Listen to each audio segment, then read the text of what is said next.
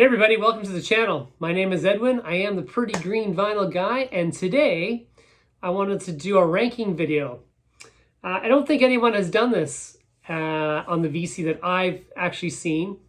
And what I'm going to do today is I'm going to rank my top 10 favorite Brit Rock albums that I actually own on vinyl. So, I'm missing a couple of great albums that I wish I had on vinyl, and I know people are going to comment below. I do not have Elastica on vinyl. I have it on CD, but I'm going to stick to vinyl. And Manic Street Preachers. I've only got one of them on vinyl. So if I was able to, complete my true top 10, I would include those albums. But I'm super stoked on the 10 that I have. And let's get started. So, top 10 Brit Rock albums from the 90s, not a Brit Rock of all time. I'm going to start with Kula Shaker. This is K. This was Crispin Mills, who was John Mills, the famous actor. Haley Mills was his mom. John Mills was his grandfather. So this kid came from pretty big, pretty big ancestry in England, and the kid wants to be a rock star, of course. And his band Kula Shaker, they kind of were Brit rock mixed with Indian undertones, Indian music. This was a great album. My favorite song is, well, Hey Dude was kind of the biggie. But, it's just such a fun album. Really a little different from what was typically happening, with that little bit of Indian culture at it. Great album, fun album. Still listen to it all the time. Number 9, the Super Furry Animals, Fuzzy Logic. Welsh band, I believe. And this is such a great, fun album. These guys were kind of like Oasis-ish sounding, but they were fun. Like, they were in for a good time. You can tell that they're just cracking up. And I think maybe accidentally they ended up pulling off one of the greatest Brit rock albums of all time. This is a super album. It's lots of fun. Side 1 is probably a lot stronger than side 2 overall. And, but yeah, God Show Me Magic, Hometown Unicorn. It's such a good album. Yeah, just really good. If you're not familiar with these guys, check them out on iTunes or Spotify or something. Number 8 is Supergrass. And now I don't have the first album on vinyl. I have it on CD. But I actually like the second album better. A lot of people would go with the first album. Again, these guys are great. This is probably a perfect album. It's a lot more put together than their debut. The debut was a bit more raw. And this is, just more of a perfect sounding album. Some of the highlights are In for the Money, Richard III, It's Not Me, You Can See Me, Hollow Little Rain. Side 2 is actually a blinder on this. Very, very good. Supergrass, In for the Money. Now, a lot of people might kind of comment on this one. But, some artists, some established artists pivoted when Brit rock started to take off. And none more than Paul Weller. He put this juicy number out in 95, which 93 to 95 was kind of the peak of the Brit rock movement. Brit rock basically was all about Britannia. Tony Blair had won the election, the New Labour Party, and, the grunge movement was happening in the US, and, Britain wanted its own kind of, anthems for their youth, guitar driven, singer-songwriter, and Brit Rock was born. It's not even really a genre. It's just kind of a time of when music kind of came out in that 91 to 96 time period.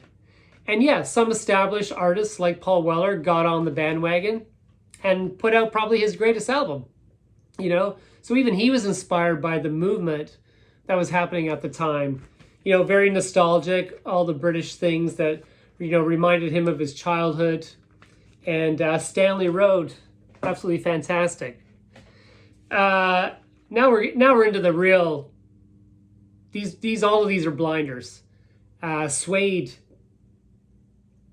These guys had 4 or 5 albums that are quite highly rated in the whole Britpop movement, but this is their best. Animal Nitrate, the second song on side 1, it's amazing. And pretty much side 2 all the way through is unbelievable. The Drowners, Sleeping Pills, Breakdown, Metal Mickey, Animal Lover. Just a great album. And yeah, if you can get a hold of this. Most of these are represses. I wish I had have bought the originals back in the day. Unfortunately, I was all about CDs at this time, and I had all of these on CD, but as they've been repressed, I've managed to kind of get them again. And as I said at the beginning of the video, there's a few I'm missing from my collection. This is another one that I might get some comments on below. Radiohead aren't Britpop. Well, before Radiohead went total experimental, I would disagree, and I'd say this album came out in 95, right in the prime. This is their second album, The Bends. That first album kind of had that real grunge-friendly feel vibe to it, and then they kind of pivoted with what was happening in Britain. I mean, talk about a perfect album. I love this freaking album. It never gets old to me. And just so many good songs after good songs after good songs. Planetalics, The Bends, High and Dry, Fake Plastic Trees, Nice Dream, Just, My Iron Lung. I mean, we're not talking about an album that has 1 or 2 good songs on it and the rest are sleepers. I mean, this is just a banger all the way through. So good. So very, very good. And a lot of those songs were great live. I've seen Radiohead quite a few times live, and they really translate it really good. Number 4, the Verve Urban Hymns. I'm a big Verve fan. I think their 3 first albums are all very, very, very good. They're perfect, you could say. Of course, this had the huge Rolling Stones cover, Bittersweet Symphony. But it's more than just that. I love Sonnet. I love Rolling People. My favorite song is The Drugs Don't Work. I think it's a brilliant song. Lucky Man. Wow. Such an iconic album. Really changed music for me when this album came out. The Verve. Now, these next 3, I really struggled. They could go in any order. They're all fantastic albums. They all have a soft spot in my heart, but this is how I've ranked them today. Number 3, we're going to go with Park Life Blur. Wow, what an album. And these guys are still putting out albums. But this one is just, sorry, the glare. I got the sun coming right in my music room here. What an album. Starts off with Girls and Boys. You've also got End of a Century, Park Life, famously narrated by Phil Daniels, the actor that was in The Who's Quadrophenia. So British, so Britannia, just pulling that together. So clever. There's the boys at the dog track making a few bets. And yeah, what an iconic album. So good. To the End, London Loves, Trouble the Message Center. It just goes on and on and on. And just a fabulous, fabulous album. Number 2, today I'm going with Pulp's Different Class. Wow. I mean, this album changed my life. This album was probably played nonstop CD on repeat over and over and over again for a year. This album was just so, so good. This is probably the album that, I moved back to the UK for a year in the early 90s. And, well, this came out in 95, so this came out when I was over there. And you just felt so British, I guess, And, Jarvis Cocker, the lyrics, Misshapes, Pencil Skirt, Common People. The whole album, it's just a perfect album. And it really puts you in a place and a time. It's timeless. And it's perfect. Yeah, Pulp's Different Class. So good. And for number 1, again, I'm probably going to receive criticism, but it's got to be What's the Story, Morning Glory. I mean, the crowning jewel, Oasis's second album, the follow-up to their brilliant sophomore album. And, I really struggled. I only wanted to pick one album per artist. I've got a couple of Pulp albums. I've got a couple of Blur albums. I've got all the Oasis albums. But it has to be What's the Story, Morning Glory. It just, they just matured so quickly from the raw,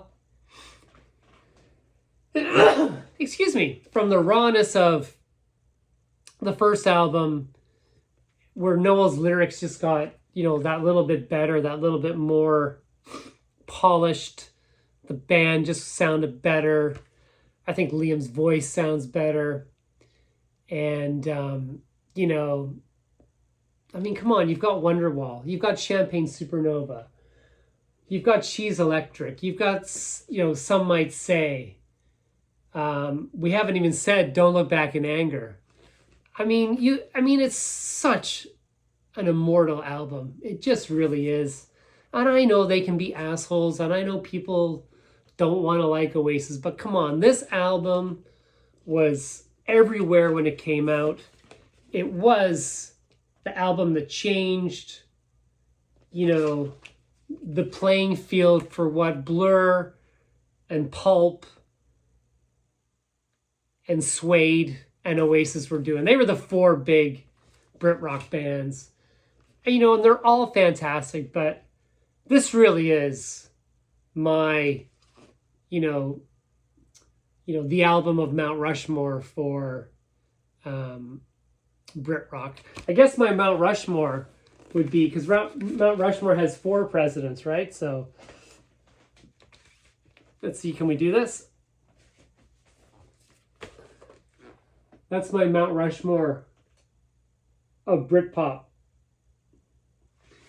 Let me know what you guys think. I love comments. I love people that say you don't know what you're talking about. I love people that say, oh, you forgot about this, you forgot about that. That's cool, But this was my top 10 of the records I have in my collection. So, I'd like to have more. I'd like to have, there's probably another 20 Brit Rock albums I'd like to have. But, I live on Vancouver Island in Canada, and Brit Rock is not exactly the number 1 genre over here. So, when I go to the UK, I try to pick up 1 or 2.